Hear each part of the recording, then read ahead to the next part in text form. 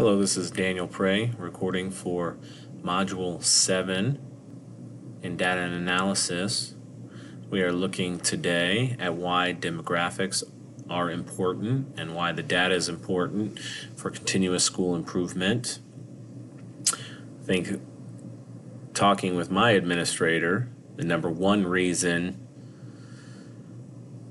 as far as what an administrator looks at is funding.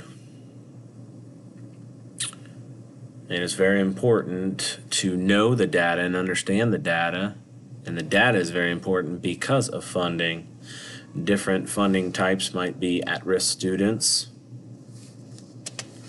for transportation purposes and how many miles you're traveling, Title I services, special ed services, all of these, size of school, all of these things add up to give you a total dollar amount. So that would be one reason why they're very important. As far as a continuous school improvement, continuing to look at your demographics is very important because you need to know, as an administrator and as a teacher, who's in your school. What kind of students are in your school? What's their background? Where did they come from? How did they do in other schools? What's their socioeconomic status?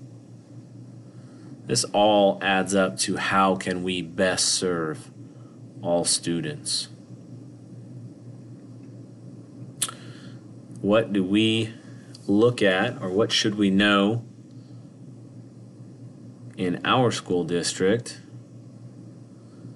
I believe we don't do a good enough job in my current school district. Prior to this class, I would have no idea of the demographics of my school. I had looked at whether students are getting free or reduced lunch and what percentage was early on in my career because of the buyback program and getting money back for your student loans.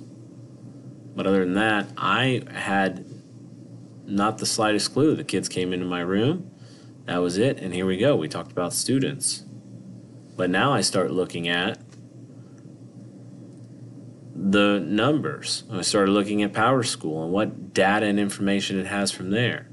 Started looking at the Kansas report. I got a hold of my curriculum director and instructor and talked data with her, and she showed me what does it look like for Rock Creek School District. So we have it at our fingertips, and it's good to know. And also with the different schools, what does it look like at St. George Elementary versus Westmoreland Elementary?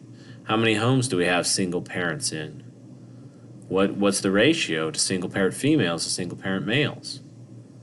So it's very important that we look at this data so we can best help kids. And how would I best get this information to the teachers? What plan would I have? Well, I think we already have the tools at our fingertips with printing off the Kansas report card and getting that to our teachers.